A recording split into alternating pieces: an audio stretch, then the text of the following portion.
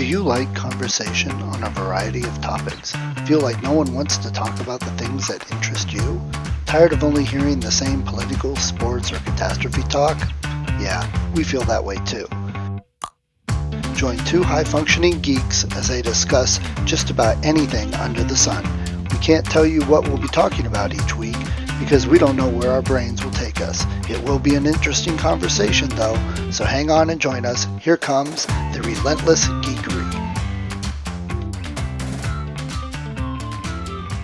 I was looking at all our stats. I was looking at all the different podcasts, and mobile is almost all of it. And looking at all the little clips and videos that other people have, they're stacked and they fit in a phone, and ours are horizontal. So I'm like, that's going to probably turn people off. So I'm like, let's see, let's try it. If you go look at Even though YouTube, you could take that phone and turn it 90 no, degrees, because what they I mean, don't, I'm they don't, just yeah, absolutely, but they don't do the interface so much. If you're on Facebook, you're looking at the reels, you hold it, right. you click it, they show it, and you just flip. It's Tinder, just flicking. People don't do that. Okay. Uh-oh. It I have no problem. I hope it is one of the joys of Relentless Geekery is let's try new technology or let's return to previous technology and see how well it's improved. And just that making us more accessible and available to more listeners, good idea. It just it's one of those things that I am always amazed at how people's habits they get inured in a certain way of doing things. And then even Yeah. though companies make a point of it'll run in both landscape and portrait, or it'll they do things so that even the differently abled people can get to things because hey, it'll read it out loud to you if you want.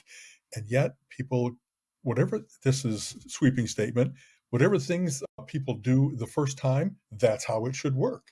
There's all kinds of psychological proof that says your first experience of something kind of is the first way your brain maps it, and anything after that is confusion and wrong and worse, as opposed to whereas I'm always like incremental improvement. I'm almost always willing to try new things unless it's really I need it to be just the way I always want it to because I need to get something done, and I want it to be that things are where they should be on the keyboard and where my eyes go Right. on the screen are where they should go.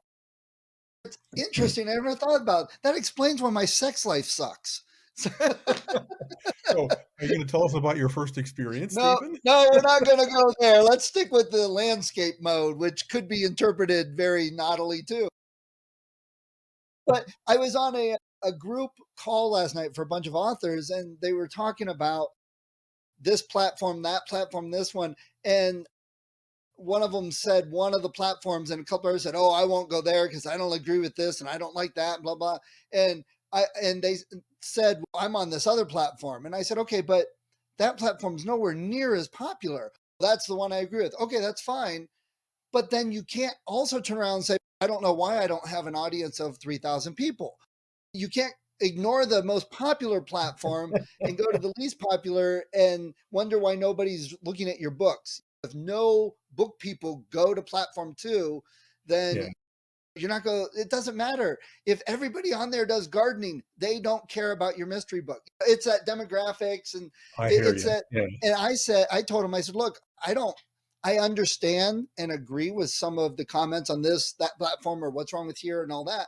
right. But I'm trying to run a business too. So in the business aspect, I'm going to go and do what needs done to promote my business too." There's a fine line there. I'll tell you, that has shifted over the course of the last 40 years. By that meaning, even when the internet first came to be, but even back when it was BBSs or whatever, it used to be that everything was considered a common carrier, that there was no editorializing about AOL didn't care what you put on there. They might have rules about illegality, but it wasn't a political stance or it wasn't, you name it, a moral, ethical, demographic stance. And now, as platforms, because identity politics has become so much a factor in what's going on in our life, people like they'll we can't go into a long enough list of I don't want to eat there anymore because I know that they declare themselves to be this way and I'm not that way. A, I won't be comfortable. B, I don't agree with their stance and I don't want to fuel it by paying for things there. that joyful time period of where it really didn't matter what platform you were on. People made artificial distinctions between CompuServe and AOL and eWorld and BBSs and whatever else it might be. And maybe it might have been back then it was a matter of nerd cred. You know what I mean? That CompuServe, you actually had to use numeric strings instead of a username. So that was somehow harder and more geeky. And yet, I don't know, that I always thought the point was to find your tribe in the various different chat rooms or and stuff like that, but the service itself didn't have that weird glow or sting based on what you think of it. So I must admit, I have always been about signal to noise ratio. The places that I frequented weren't necessarily what I liked. I wanted to have different opinions and lots of information being presented. The ones that I didn't was where there was nothing going on. It was already back then the equivalent of social media, where it was just people talking about their breakfasts and their haircuts, and there wasn't anything of substance. And if anything, all of the ugliness to me is noise. You know what I mean? It's always been that people get in fights because the net, even like you and me looking at each other, and even nowadays with that video feature, there's still a level of anonymity that people take on because they figure, hey, I'm far away. I'm too far away from you to punch. You'll never find me in the real world. I'm in Singapore, or just I'm in the United States, but at the other coast. And so it emboldens them to be their worst self, not their best. I've always thought that, okay, out of all of me, I'm going to narrow it down, distill it down into my online persona. And no matter where you would see me, I want it to be, this guy seems to know what he's talking about. This guy seems like a decent fellow. You know, that it wasn't, wow, I can't stand to read him after 3 posts. He's crazy. He's overreactive. He's nasty. And so why people decided, maybe it's the Jerry Springerization of the world, that as long as you can get on the TV, as long as you can demand presence, no matter how awful you are, it enables awfulness in some ways. You get perhaps, I know I'm jumping around, but it really all does tie together. What gets clicks, views, listenership, not being a decent person, sometimes being the most outrageous asshole that you possibly be attracts all the other assholes. And if the world is now 40% assholes in the United States, you can get a big old listenership because he says what I'm thinking. He says what I want to say. Yeah. You shouldn't want to be that jerk. And yet, wow, Right. people flock to it sometimes. The We've talked about this too, and Facebook's a great example. A lot of people complain about this and that on Facebook and these people and that, but you do have a lot of control. There is some responsibility that you have to take. It can't just be give me what I want and then I'll complain if not. Because on Facebook, you could choose what groups to be in. You could choose what comments to make comments on, and Yes. you could even block people. Even in like our group, if somebody's on there and they're just spouting off, you could block that person and you don't see a single post by them. And if more people did that, they go away, they wither up and die. So Right. it's partly your own fault and responsibility to make the right things happen sometimes. And we've talked about that too. Go where, like you said, Absolutely. go where the people are that you want. Yeah. I'll tell you, because I'm very much an advocate of free speech until I have seen over the last, let's call it 20 instead of 40 years, just how ripe for abuse it can be, not because someone has a different opinion, but because they have no desire except to bother you, inflame you, troll you. And that's a sickness that society has developed. I don't need to let the mad dog run around the yard. I cage him up or I get rid of him. You know what I mean? So I used to be on Facebook and other social media quite parsimonious. Oh, and see, how do I differentiate myself? He used a big word. Get him. Anyway, I used to be quite, I hardly blocked anybody because I thought, they've got an opinion. I want to hear it. After a while, if they're trying hard to prove they're a jerk, believe them. And my experience has gotten so much better over the last just couple years when I really started to say, wow, that's a pattern. That's now I've seen them be a jerk 10 times, 20 times. I don't need to hear number 21. Or Yes. something that they said was so awful that it's wow, if that's what they're really willing to put out there, and as you don't say anything online that you're not willing to have read into the transcript at your trial in front of your mom, I can't believe some of the things that people are willing to post, and that that loss of control or that uncaring about control, I don't care for that either. I think that every other it comes with responsibilities, and people who so clearly show that they're not responsible people, I think that's cowardice. You're not willing to stand behind your words. I've seen you say awful things, and then later you say you didn't really mean it. You just wanted to see what kind of reaction it would be. Don't waste my time. Exactly. That's probably I have my little block of funny, smart, curious, decent, big, and I travel the globe, righting wrongs and punishing evildoers. And the line that's my bio many places. And what it should say is another line. Maybe I'll add it right after we get off of this call today. Is and I won't waste your time, because I try not to do that. I know that I talk about some a lot of humor, lighthearted stuff, et cetera. But I'm almost certain that everybody that is my friend, when they read it, they don't just click past it because, oh my God, another stupid. I really try Vicky to. loves your post, by the way. If I make a especially if I share a video, I don't just share the video. I try to say an extra thing so that I reveal a little bit of myself. I reveal I try to make it so that it's worth people's time to read. And I think that's the way to build a friendship, a listenership, a whatever. I don't know that I'm trying for that.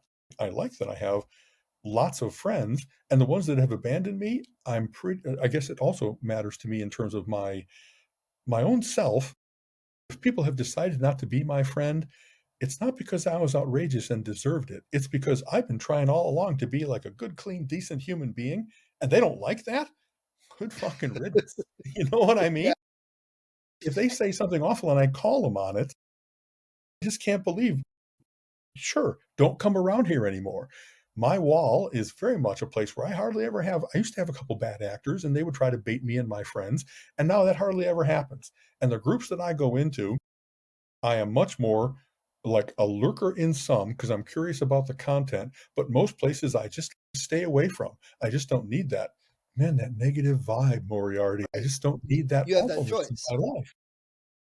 And I know I read and do so many things that it's hardly like I'm feeling left out. I have no FOMO over most of the places that I've chosen to abandon because they got so terrible. And especially if you see people that are like determined to stay in the fight, that they go there and they're the one calm, clear voice out of all the jerks, I just feel, wow, good for you maybe for fighting the fight, but I think that you're wasting your time, and I think that Yeah. nothing's going to Right. change. And the great thing is a concept a lot of people don't get is you can support free speech and you can agree with people being able to voice their opinion. Does not mean you have to go and listen to it and make comments about it and be a part of it. They can go somewhere else and have their own. Free speech does not mean I have to listen to you. It That's doesn't right. mean I have to agree with you. And if I don't, it doesn't mean that you suddenly have to attack me and destroy me because I don't listen or agree with you. It's not part of the concept. Yeah, and this is I know this is so a little bit of arrogance here, but I think oftentimes, and I say this often, when I have been in discussions where things got a little heated or there was clearly contention, we exchanged 3, 5, 7 notes, and then I will often say, "I don't think I'm talking to you anymore. I'm speaking up so that all the people that are listening, watching, in this discussion, they can see that I'm not giving in, that I think you're, you name it, ridiculous, dangerous, et cetera, but that it's important that that voice speak out, but it's also important that that voice say, I can see we're making no progress here. I will leave it to everyone who's been following along to make their own judgments. I'm pretty sure that I stayed on the path of logic and fact and trying to share, not attack, and whatever else it might be.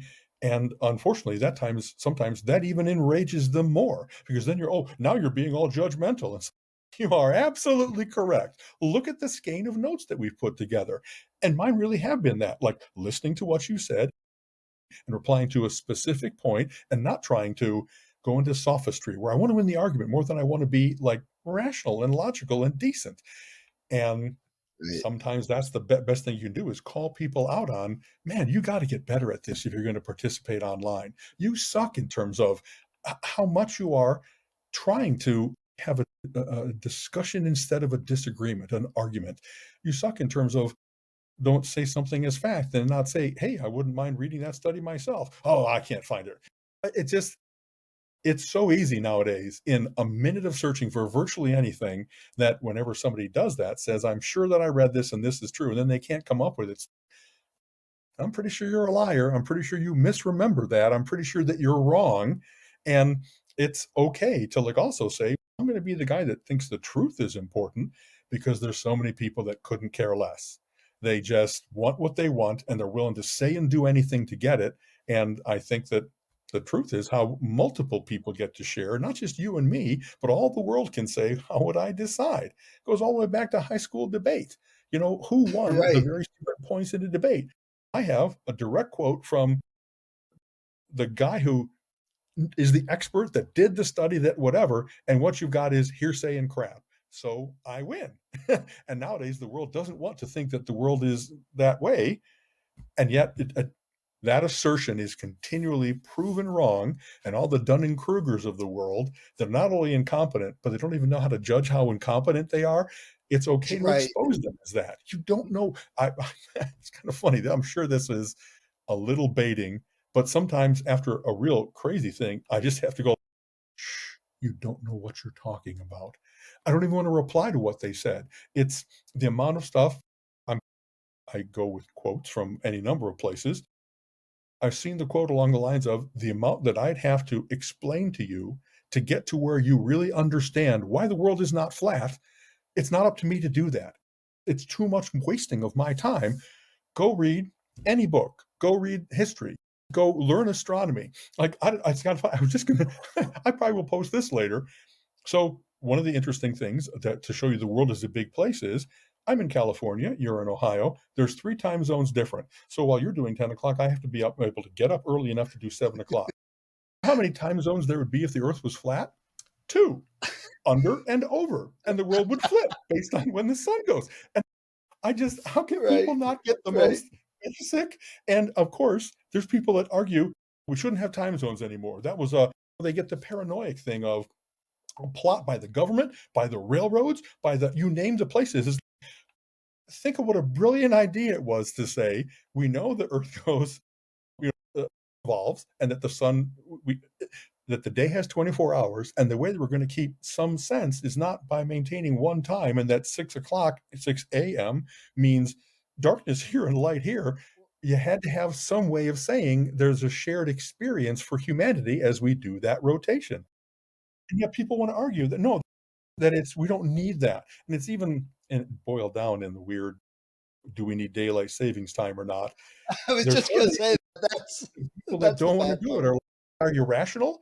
Are you not willing to say, why should we or shouldn't we have it? Because the hassle of adjusting a clock twice a year is more important than crops getting done, industry, trains, whatever, all the other things that that daylight savings time is meant to do. Kids going to school correctly, and that there's been studies and they say it really is that there's more grogginess or less, that there's more productivity or less, et cetera, because we adjust ourselves to the different start time. People want more in the morning than they want in the afternoon, whatever else it might be. A lot of the ways you have to talk to people is what are the criteria that you're using to make the decision here? And it can't just be you've got one criteria and you're going to stick your fucking heels in the ground and say nothing matters more than this because the world is big and complex and messy and you're wrong. It isn't only about one thing. Maybe there's one issue out of 100 that really is boiled down to a litmus test, and everything else is it matters. Things change. It's not whataboutism, it's not distractive arguments that try to take you away from a main point, but it's like, on balance, now what do you think? Oh, well. Oh, well. First, we do have Greenwich Mean Time, so you can go by a central time and use that. But that's going to change too once we get a base on Mars and once we explore other planets and go outside our solar system. I know that's not happening next year, but that'll totally, we can't keep the same time then.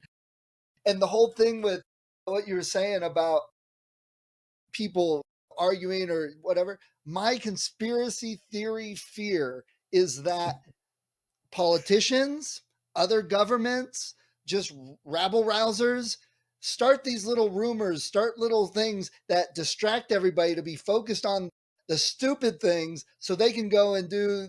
I, I don't have much faith in politicians, and I truly can believe that they want it for power. They don't give a shit about the rest of us, and they will say or do anything to get that power, and then they don't care.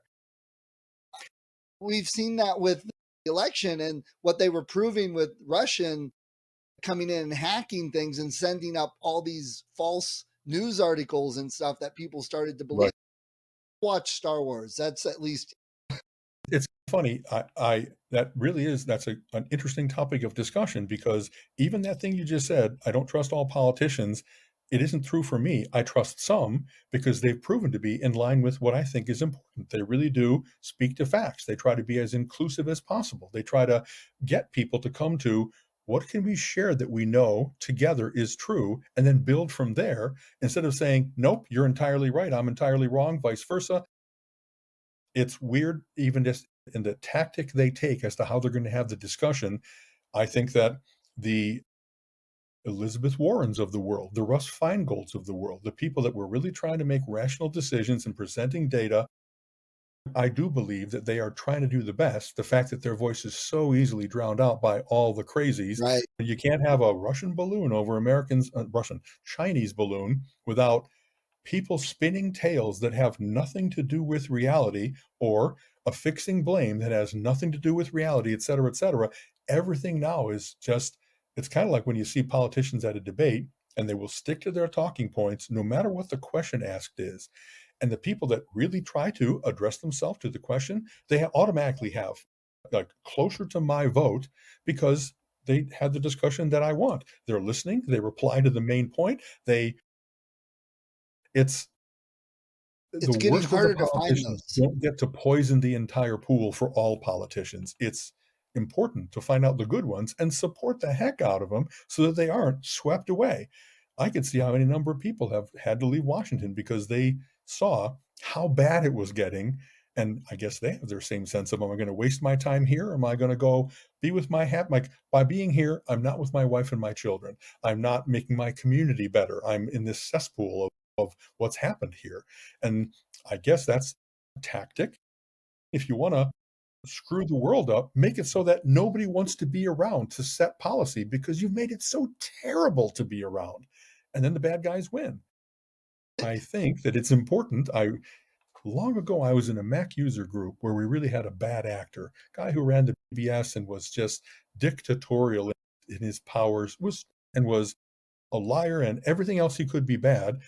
And a lot of the people that were in a Mac user group to have fun just so much didn't deal with him, even though part of what the group was good at was that kind of communication. It took a guy who was our street fighter that was going to make sure that every time this guy did something bad, he replied in kind and made that guy just as uncomfortable, and just always brought to light the crap he was doing. And finally had a vote of the board and took away et cetera, et cetera. But sometimes being decent and not being prepared to deal with the worst of the swine, it really can be to your disadvantage. How much do I really want to? And the reason I say swine is because another proverb about that, right? Don't fight a pig, you'll get money, and the pig loves it. It's important to we have once in a while to do that, to stand up, even if it's going to be momentarily painful for a greater good. And it happens in Mensa, and it happens in our government, and it happens in our local city councils and whatever else it might be. Being a jerk is a tactic. There's you mentioned following the good politician. There's a local politician. Off the top of my head, I can't remember her name. She's younger, maybe like 30, 32 right now. So she's still really young. And when she was just getting started, she came to the local Memorial Day parades. She came to several events that you never see a politician at. And yeah, I know she was a local politician and she was young, but that endeared her to me a lot more than anyone else that I've never seen.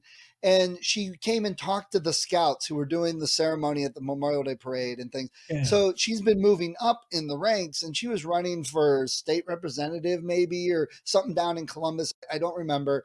And I remember seeing a commercial with her opponent bashing her because she has never even been involved or she's never voted on anything that would help our state. And I'm like, that's because she's not had that position. She's never had the opportunity to vote. So they made it look like she's avoiding all this and she's just corrupt when she was just like never in a position to do. And that I was just like, you know what? I'd vote for her just because you're doing these ads that are so underhanded. Absolutely. We've talked about this. Carly and I, my wife and I never watch network television except when we have to. And by that meaning, we've even stopped watching like Wheel of Fortune and Jeopardy, which were longtime things because they were so larded with political attack ads and ads for drugs that we don't need and cars that you get a big bow on at Christmas because that's the way to wreck a relationship is, hey, honey, I bought a $35,000 item without checking with you first. So Right. having said that, it's really is sometimes it isn't only who you're going to vote for, but you absolutely know that you're not going to vote for someone, especially when they have the little thing XYZ approves this message. Man, if you watch this like I did and you approve of it, you're scum. You are terrible in what you're willing to put out there that is obviously a lie, obviously misleading, and yet you want that position so much that you're willing to really besmirch another human being who does visit the scouts. And you know what? Man, I We okay, yeah, we're going down the political rabbit hole. That's something we don't usually like to do. Started with so social media. yeah, to make it geekery, I think what's important is like there really are resources that we can use to judge the quality of people. Or I recently posted the latest edition of the media bias chart that Ad Fontes Media does, and it's a nice little pyramid where the things that are most unbiased and most unpolitically skewed are at the top. And so if you want to get news, good stuff presented intelligently and clearly, you go to these. And then you see trailing down all the other leaning left or right wing, and where it's not even attempting fact, it's all fantasy evil. And then whenever I see someone quote from one of those lower right hand or lower left hand sources, it's often uh, I automatically don't believe you. The fact that I know you're listening to that enough, Catherine, and that you're going to share that with others because you're proud of what they're doing here, saying here, that they've twisted the facts, that they've got an obvious bias, like it lets me know a lot about you. And of course, there are people that immediately upon sharing that chart, they'll tell you all about why the chart is wrong. And I'm pretty sure that they've done more study, that their criteria are higher quality than yours are, but because you like the certain source and it skews wrongly, you're going to attack the entire methodology of doing this. It's kind of like a Socratic dialogue where you can't say a series of yeses to reasonable questions, and they lead invariably to a conclusion, and that's when you say no. If all this is true up till here, logic says the next yes is true as well. But that's when you go, Right. I You, just can't. I can't do it. Then I don't know what yeah, to tell you. it's kind of funny. I'll just prove your triangle by quoting one of the lowest ranked. And in fact, just that, if this lower right hand triangle attacks the media bias chart, it's like, what do you think their agenda is? You know what I If there's any Right. number of places, this happens not only, of course, with that chart, but there's a dozen good, unbiased fact finding sources out there. You go to the Southern Poverty Law Institute, you go to Snopes, you go to you can see here's how they do what they do. They go to original sources, they find multiple sources, so there's corroboration, and they will tell you what the truth of it is so far as they know. And they'll often give you a confidence level. Is it fly your pants on fire, or is it almost certainly true, and everything in between? And the people that immediately attack those for they don't know what they're doing, that's kind of like Wikipedia. Wikipedia can be that in the moment, it's someone has changed it so that it's unfactual, but you've got 1,000 pairs of eyes watching this to make sure that most of it gets to true. So it's self-correcting. Is your media source self-correcting? No, it's you've got enablers, you've got bias, and they're looking to get more eyeballs because they're outrageous, et cetera, et cetera. Right. So a large part of how I find out about the quality of people in my geek way is how do you even approach getting to the truth? If you've already decided, then you only look for corroborating evidence, you're lost. You can't possibly be as rigorous as you and me, as Snopes, as ad fontes. You just can't. Or at Right. least the odds are really low. And then the odds are, if that's how you got 2 seconds, 2 minutes to interact with me, and the tack you take is to quote from this thing you just saw on Fox News, I thank you, because now I know I really don't need to waste any more time with you. You know what I mean? If you're really quoting from Fox News, I know that you're lost. That's what you regularly watch, or that you remembered watching something deeply enough that that's what you're going to bring into this. And the fact, oh, it does have news in the title. Oh, that's right. That's what makes it true. And the fact that they've Well, had people that actually testified in court, we know it's not news. We right. know it's They fabrication, it's entertainment, it's lies. So that that's was what a we, lawyer. That lawyer said you can't quote us on that because it's just entertainment. It's not news. That I was like, oh my God, are you kidding me? And people are still like, I heard it on Fox News. They claim it's entertainment. It's as reliable as me watching The Rookie with Nathan Fillion last night. Must be what cops say and do. Yeah, I mean, exactly. it's entertainment, folks. That's, yeah, Oh, it's kind of funny. Just the fact that Canada, if I remember correctly, was where that suit was brought, because they have rules about media that you can't knowingly lie. And we used to have at least balanced reporting, that we had to present both sides. And it used to be that libel, and slander were much more fully enforced. And the United States has given up on that. Every single day, with we give 300 up. channels to fill with time, we just say, everyone's going to lie. And so it's up to every one of our citizens to get to the truth somehow in that vast pile of manure. They're supposed to find the one little gem of truth, instead of the government kind of being involved in. Maybe we should put some teeth into, the truth is a public commonweal important thing, and we shouldn't let ourselves go down the pooper so readily by having it be that this is, it's, as wrong as it is, it's obviously powerful. Propaganda works. You know what I mean? Don't we Because have these self-defense things?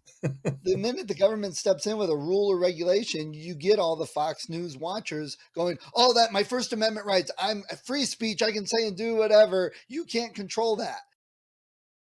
I that it's beat my head on the wall time.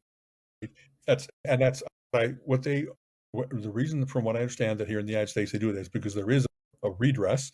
It is that the government is not going to step in, but people really can sue for libel and slander, and then that makes everything okay. Not if Fox News Corp has billions of dollars of resources and hundreds of lawyers that they can hurl at you to, you name it, defame you, terrify you, et cetera, et cetera. But I'll take up the fight about what they said about the train wreck at the edge of Ohio that has spilled toxic waste. What's the truth of that? In order to be an Aaron Brockovich nowadays, in order to be any kind of whistleblower or real investigative journalist, you really have to take your life into your hands. Here in the United States, at least we haven't started just saying, kill them. But as you, That we all know over of. the world, in the Arab countries and the Latin American countries, and I'm trying not to. I can name things. The people that you must have heard at this point about, like the Panama Papers and various Right. different things that show how the secret moneyed cabals really do run the world, and here's where they hide their money. And everybody who reported on that at some point has been car bombed or killed in other ways.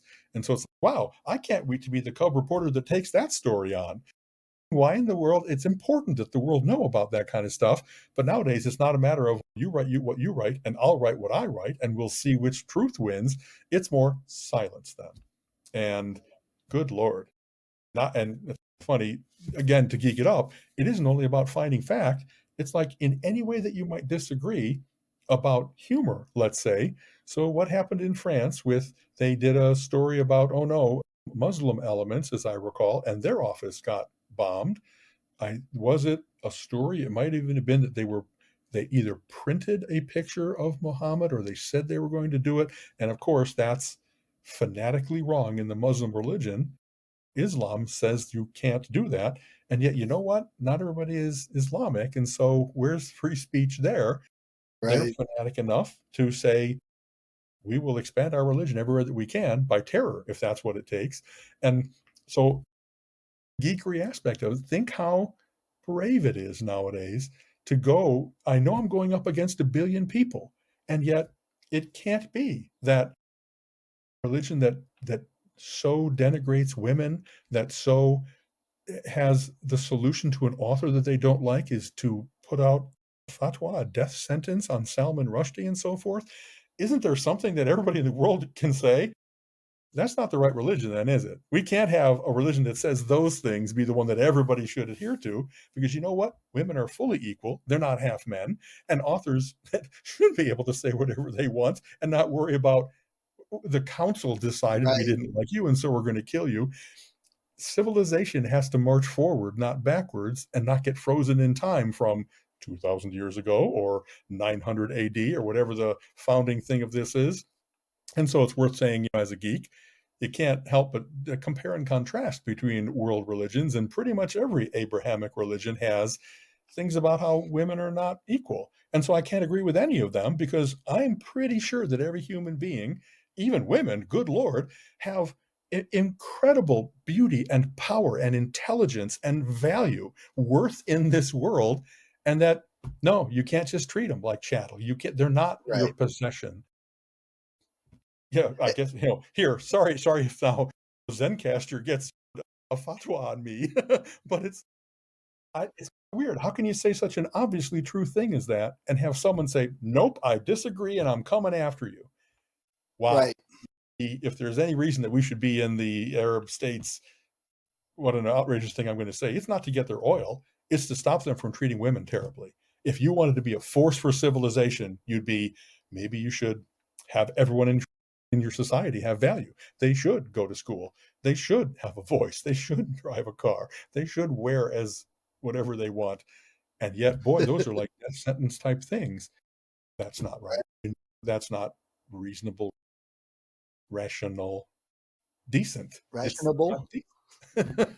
Well, So, to geek it up on the Fox News thing and the news, one of the other problems is that we have all these AI now, and the AI are writing a lot of the news articles. When you go read, like 80% of the news articles that you read are actually written by an AI, and not even just that article. They do A/B testing on these. They will have an AI in 30 seconds write 100 different articles, and they'll put them up all over and see which one's more popular, because that's the one that's getting the clicks and stuff. and But filter the towards problem that. is, the AI is basing what it's writing on the information that it already has. So the more bad information and the bad stuff you put out there, the more the AIs read from that and write more of it and keep adding to it.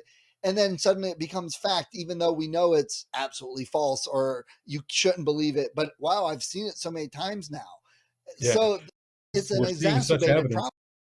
The training bias of what you feed as the input is going to be, wow, it is no wonder that that's a little bit more outrageous, because if 40% of the news is outrageous, you don't winnow out the lies, you winnow what people seem to write like, and they will include more inflammatory words. They will play fast and loose with facts, and they'll write.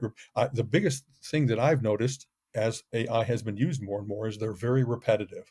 And I think that maybe that's, in some cases, a human being wants to fill out 300 words because that's what they're contracted to do. So they will repeat things. But I catch up on that relatively quickly. Is, oh, I've seen that twice. Maybe it's repetitive because it's meant to be reinforcing and I'll remember it better. But it seems like this is what a 5-year-old does to maybe, let's say, 10 or 15, to lengthen that report so that the teacher will say, yep, you gave me 100 words. And so I I object in the same way that you do. Ben, I don't, if that's 1,000 times more efficient than a human being writing things, it's going to be, I guess, the same kind of thing. Most of what you see as standard news is going to be pap. It's going to be just the most lowest common denominator churned out stuff. And so I'm starting to say, who do I already know enough about that I value what they're writing? And I want to read their stuff because they vouch for, yep, every word that Warren Ellis writes on his blog is his. Everything that Robert Reich writes is his. And that Heather Richardson does. I'm having to become like a fan of not publications where they churn things out, but individuals, because that way at least I can respect the individual, and I'm getting to where I'm more willing to pay for that than ever before, because I do get a novel viewpoint, a learned viewpoint, that it's not just celebrity news or political stuff churned out or whatever else it might be. I hope that the rest of the world gets to that point, but the more that news becomes free, then who's going to pay for free?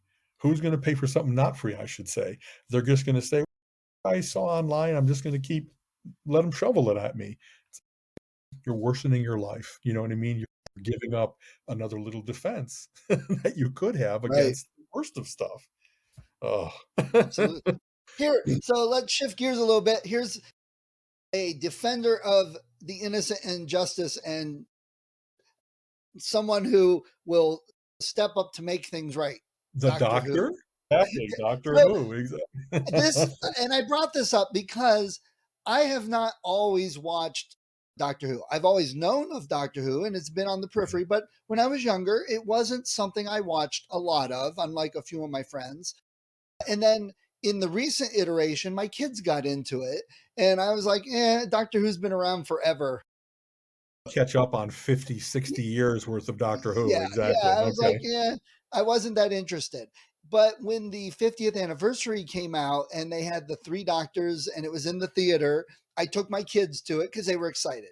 I got them t-shirts and it was a big deal to go do.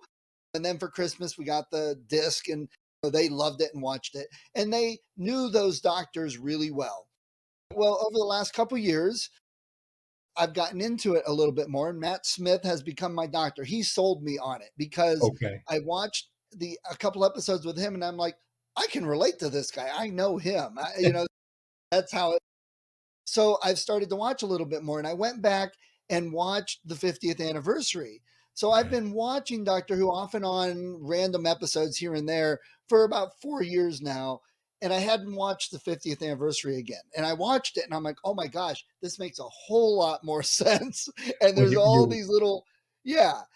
And Tennant and Smith are just fantastic doctors and absolutely. actors.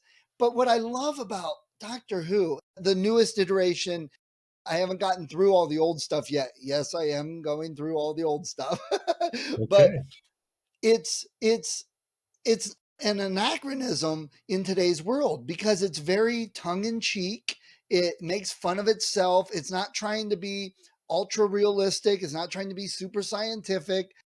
And if the doctor points his screwdriver at something and then it just does something, there's no scientific explanation. There's no, it happens because it has this mechanism. No, it's just because it's an easy convenience for the It's a magic writers. wand, exactly, Yeah, yeah. exactly. It is. But even like Harry Potter magic, they explain the magic. Doctor Who doesn't even do that. It's like, we don't care. That's Hey, right. look, it did exactly what I wanted. But I admire that so much because there's so few things in the world where it's tongue in cheek and makes fun of itself and it doesn't treat the audience as idiots. It, I notice that with a lot of British TV and movies that they don't spend time telling you, okay, let me point you to the bad guy. Let me show you the bad guy walking through the room. Let me show you the bad guy grabbing it. They just assume you figure that out and they cut that 30 seconds out of whatever. And I Interesting, admire okay. that. So I've just watching that 50th anniversary, I just really got a great appreciation for how wonderful Doctor Who really can be and I'm is. very, So very happy for you. I really am the opposite because I've seen, except for the first 2 seasons, first 2 Doctors, where they're really hard to find, and even back when it was first coming to the States, back in the mid-70s, that they started with Doctor Who number 4 and then actually went back to Doctor Who number 3 and then to so it there's so much great history there, and it has built on itself so well, and it's always had very much what you say. It's got whimsy, it's got tongue in cheek, it's got real elements of danger and pathos and other things, but that's not the overriding, like, soul-crushing aspect of it, that it really is. He's, going around having adventures, and he gathers companions that are whole the contrast or intermix they find between him and his companions and all the various different villains that he's had. All the writers have done an incredible job of having all that history, but always being able to introduce new elements or doing retconning where they talk about we knew about Gallifrey isn't entirely true, and that the incredible innovation of we're gonna like when Doctor Who started as he was a grandfatherly figure, and when they didn't, he was going to retire. Are they going to retire the character? No, they came up with the first transformation, the first regeneration. And what an incredible thing that was then to say, wow, now Doctor Who can live forever. He does, or at least I think he has Right. 13 lives, and whatever. Sometimes they've had strictures and then they sometimes break them voluntarily, and sometimes they've come up with a good, like you said, kind of like a wave of a magic wand. Sometimes they do try to explain how it was different, that his energy got diverted and then came back, or whatever else it might be. But kind of like James Bond, it's given multiple people a chance to play that character and put their own stamp on it, and that the villains are often the ones that return. And at first, whenever the Daleks came back, they were the same until the first time that it was like, what's always defeated the Daleks? They can't go up and down stairs. And then you find out, well, the Daleks decided to. They learn how to hover. They learn how to teleport. And then they, I love the fact that, especially for longtime viewers, and especially if you watch them serially, you really can appreciate whatever was going on in the writers' rooms, or at least in the main writers' heads. What can I do to do a variation on this that'll make it not just a sequel where it's a repeat of the first, but it's a variation on, and it moves forward, it introduces new things and stuff. And wow, I've loved it for a long time. And when it went away for 8 years or whatever else it might be, Yeah. they had some specials and some movies, but it really got canceled because it wasn't fitting the time, like I think early 90s was when it went away for a while. The fact that they've been able to bring it back and have some of the best doctors, the most successful doctors now, as you mentioned, David Tennant, Matt Smith, and it's funny, Christopher Eccleston has, in a number of interviews, he was the first one to bring the Doctor back when he got revived. He's talked about, at the time that I left, I was really unhappy with how it was going, and I thought it was silly and stuff like that. And it's the most I've ever shot myself in the foot in my life, that he should Right. have explored the character more, and he would have liked to have been a longer standing Doctor and things like that. The things they're trying now with nowadays, it seems to be they're heading towards woke, funny wokeness in the slightly jibing way of, I guess we're going to make it a woman and then a person of color and then maybe a woman color and whatever else it might be. I have no problems with that because the stories have still been fine, and each of those doctors has had their own wonderful quirks and stuff like that. That when Jodie Whittaker was the doctor, one of the ongoing gags that I really liked was when people weren't sure who she was, and she goes, "I'm probably Banksy. Don't worry, I'm not Banksy, or am I?" And the fact that they're able to be that cutely topical about someone that really has a Right. mystery to their identity in the world, it's very fun that they brought that in. I laughed every single time they did that. So having And the said thing that, with you have so much to look forward to. You know what yeah, I mean? The generations of Doctor Who and the generations, for instance, of the Master. Oh man, if you haven't, so I know the Master and Daleks and right, the Cybermen. I know a lot of the history from back when we were younger, a few yeah, episodes here and there, and some of the video games and little bits here and there with my kids. It's weird. They would turn something on, or Gina and them would turn something on, and it's like, wow, I've seen this episode like 5 times. Can I watch the next one, please? But the thing with Jodie Whittaker bringing a woman on, bringing the new Doctor, who, as you said, he's going to be a black man on there. I've always said fantasy has lent itself to that much more than the world is now catching up to.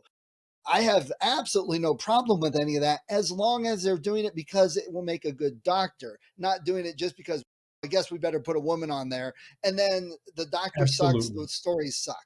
That yeah. would be totally unexcusable in my mind.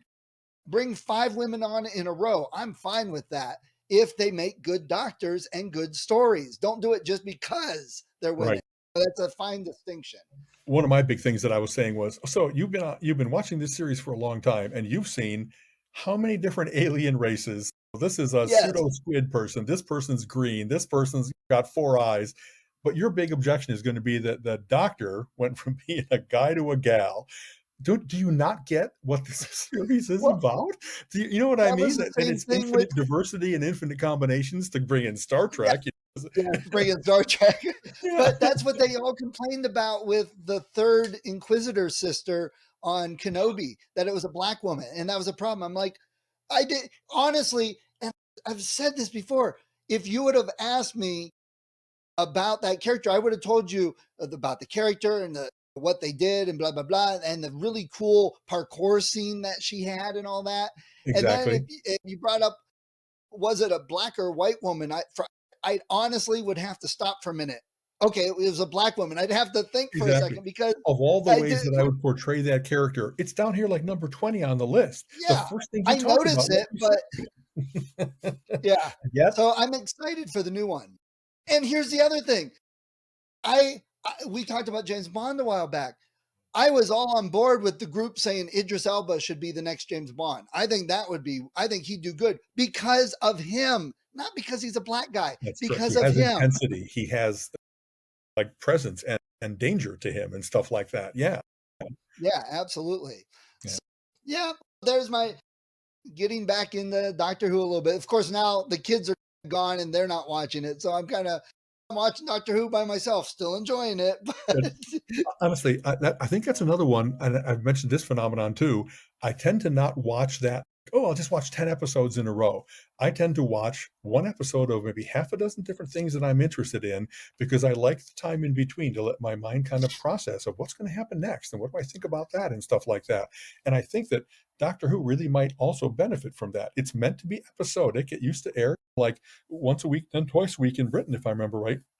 When we first got it, it was like the combination of two episodes to become a 48-minute conglomerate. You know what I mean? We did things before the world became our episode American television, if you will. But right. you have so much to look forward to.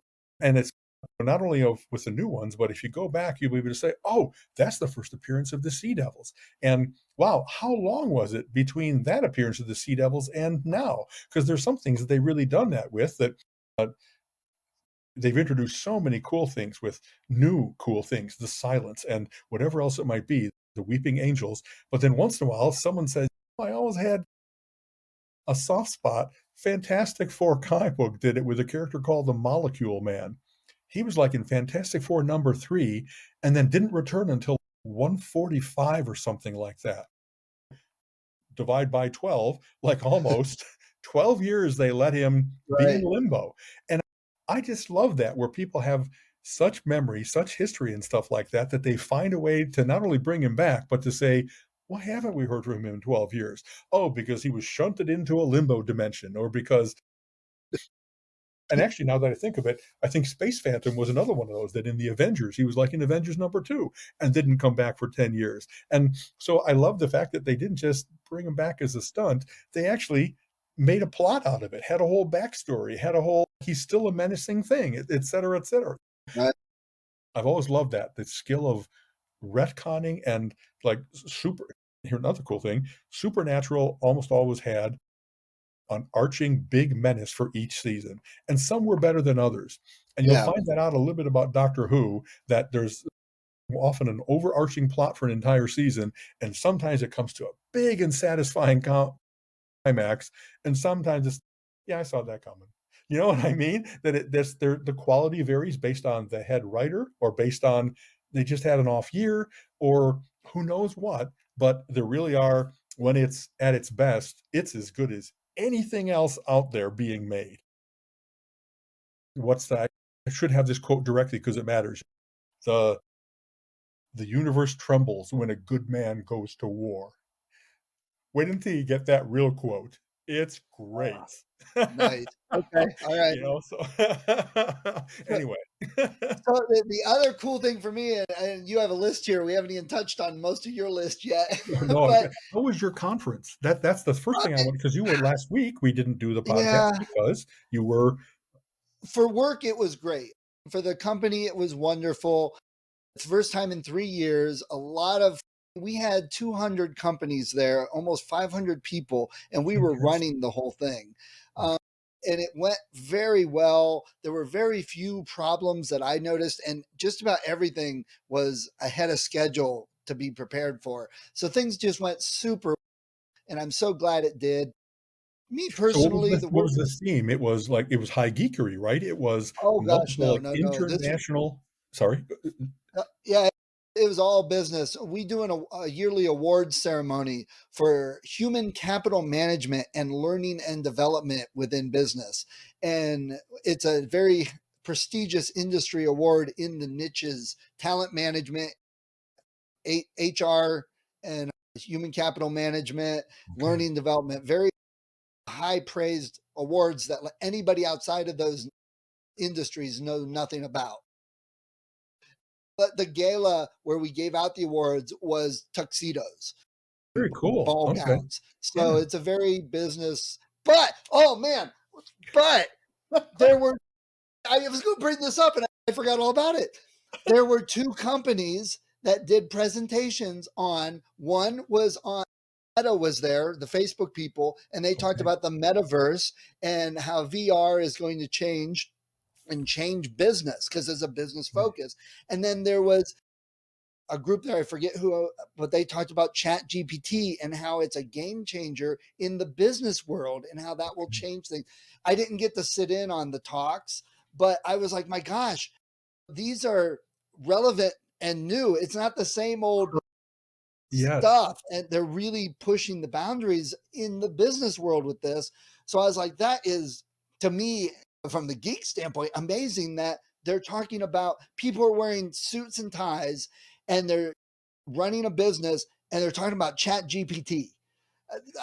It Which blew is my high mind a little bit. geekery at its fine. I'll tell you, for sure, by the time that we talk next, and I'm sure in many months to come, I have been dipping a toe into all those things, ChatGPT and the AI-based art generation, AI-based conversation, et cetera, et cetera. You know what I mean? That old Turing test of, how do you know something's almost human? Because you can't distinguish between having a conversation. This is like another planet. This is so light years beyond any rusty thing that we used to talk about like that, that I'm really curious about how do I interact with those things? How do I guide them? How do I get guided by them? I'm going to be investigating that a ton, and we can start. That'll be wonderful, relentless geekery at its finest to see the Yeah. state of the art is the world is shifting. There's incredible horizons opening up. As an investor, I'm like, okay, how do I've been buying into various different companies and stuff NVIDIA. like that they're doing it, that are making use of it, that are applying it to big problems, that are applying it to everyday problems. And so there's no better way to encourage that than by saying, I'm willing to like pay you to do more of this. You know what I mean? So I love smart people, and I love people that like this is disruptive technology at its finest. It's not take what they're doing and beat them at their own game, do it a little bit better. It's more a technology that's going to make certain technologies like unnecessary, not even obsolete, but just like they just don't need to be around anymore. I'm fascinated by I've always tried to find about those technical trends and get in front of them, be able to speak to them and work with them and stuff like that. And this is huge. This is galactic. This is really cool. Is that my finest? It's not just interesting, it's cool. And it's so new and cutting edge, really. Chat GPT is the first good example of AI chatting. And really, it's only been in our forefront 6 months, 8 months or Right. so, mid journey, that a year ish. And yet they're already doing presentations for business about this. That's how fast it's moving and getting into the world. So all these people are like, Chat GPT, it's not like we're talking to a real person and it doesn't do this. I'm like, you're missing the point. It jumped to this point in less than a year. And think what it's going to jump in 5 years. And it's that really that big. Yeah. I tell you, I, I love knowing about smart people. Stephen Wolfram, the guy that did from Alpha, a wonderful, let's call it the ultimate math engine, the ultimate solver, also did Wolfram Alpha. He did a knowledge engine that was like you could freeform ask it any question. What's the population of Madagascar? And boop, in like real time, tapped into everything that had ever been posted, talked about, databased anywhere, and could give you answers to things. And so that was, if you will, an amazing breakthrough to be able to tap into that kind of knowledge so quickly. The fact that now you might be able to not only have the tap into that knowledge, but it's aware of the various different significances of those various different knowledges, and they start to do what human beings do, which is synthesize and sift and compare and contrast and that kind of stuff. That's such a wonderful next big step. I don't know whether Wolfram is involved with his own version of these various different things. I know that he just has a big thing about, here's how the math that I enveloped in a new kind of science really understands, here's these laws of thermodynamics and how they're true no matter how many ways you look at them. So there's certain things we just take as axioms, as tenets of, we've everywhere we've seen it, it's been this way. But now it's, if you think of the universe as being information, and in every way that we look at how information is bandied about, these things are always true. That's like a whole different level of how to think about the way the universe works, the way our world works. And does it scale? Does it go from cosmic to here to micro and all? I love, even if I don't always fully understand it. When I first read Gödel, Escher, Bach, and was like, all right, I think I got incompleteness theory, but I might have to reread some sections of this. There's still something very heartening to be like, I don't know, man, going through school, I hardly ever ran into something that I couldn't read overnight and get it. Sorry, I'm a Right. smarty in that way. When you read about something that really is pushing the boundaries of not only what I can understand, but what humanity can understand, how thrilling it is to be allowed to touch it, to read about that kind of stuff. So that's my big enthusiasm for all the latest AI development, is that I think I'm going to be continually like just shaking my head with, they really can do that. This is like technology sufficiently advanced to become magic. I want to Yeah. be in on this. I want to understand this enough so that I can play with it, harness it, have it teach me. Like I was saying, I'm fascinated, and I've just dipped a toe in. So there, that's my take on AI is, man, it's going to be so A while. thrilling to some and so terrifying to some, and we'll see Yeah. how the world pursues this. Well, So there's a lot of people that are saying, "Oh, it's not that good yet. It's not this." It's okay, but just saying it's not that good yet is you trying to deny how quickly it's moving up and how good it really is and what that's it right. can do. Am I delusional that I can go to Chat GPT and solve all my problems and do it? No, I'm not. I've used it, and I asked it something I was writing, a geolocation app I was working on for my phone. And I went there and said, "Hey, I want to write a Android geolocation app, blah blah blah."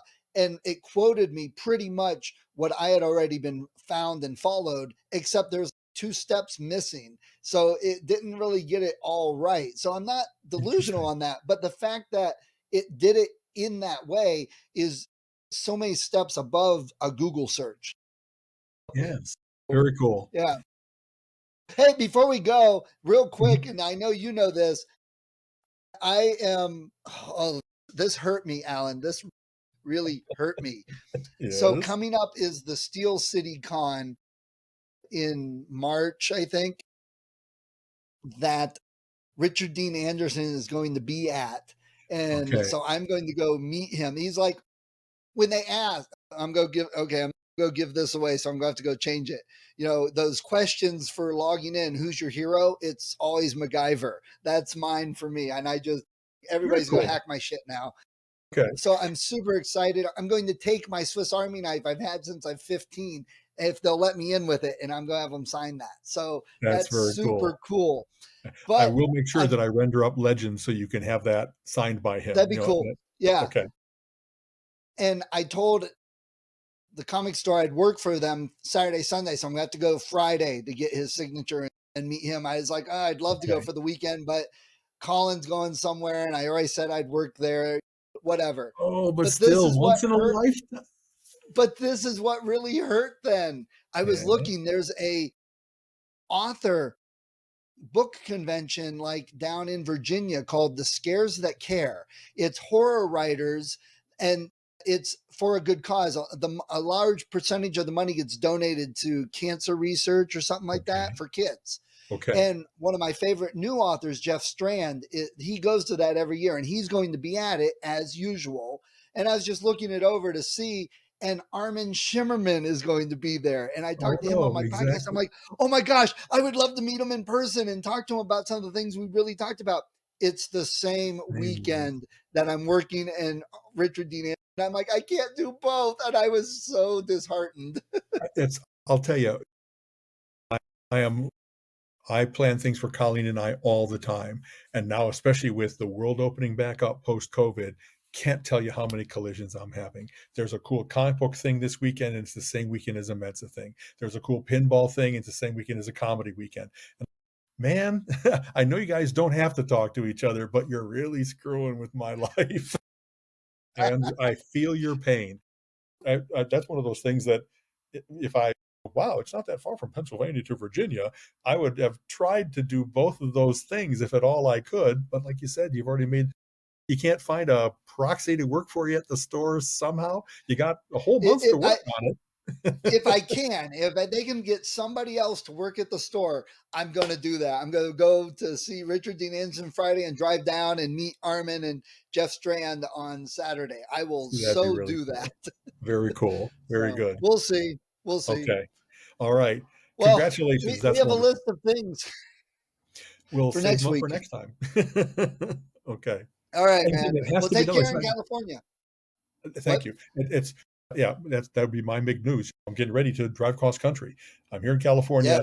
I inherited a wonderful comic book collection from a friend, like the kind of stuff that you don't want to put in the mail because you would just break down crying if you lost it. So I got 15 boxes of comics that I'm putting in. I just rented a one-way SUV, so I'd have enough to get the comic books, get the last stuff out of my parents' house, a lot of the last stuff. Not it's too much, and then I'm going to be doing a cross-country drive. And actually, I always love these. I have had great success with, at the end of a big project, to not fly back, but drive back and take 2, 3, 4 days to just kind of clear your head. Think about where am I and where do I want to go and how am I going to get there? Who am I in my life? And I don't know, I find that being surrounded by, in this case, snowy natural beauty, the drone of the road doesn't put me to sleep. It actually is, okay, it's a big task that I got to get done. And it's the only thing I have to get done today. There's something very satisfying to getting done. And so I'm going to be doing this is probably like the longest road trip solo I've ever done. And I've driven to California from Chicago and to Denver, from Cleveland and stuff, but this is going to be that. In the past, I would have popped out and, well, as long as I'm here, I might as well go see London Bridge at Havasu. But in this case, it's really trying to get back before Valentine's Day, the Super Bowl, that kind of stuff. So I'm going to be very purposeful and just enjoy the beauty. So anyway. Nice. We'll see you next week. Have a safe trip.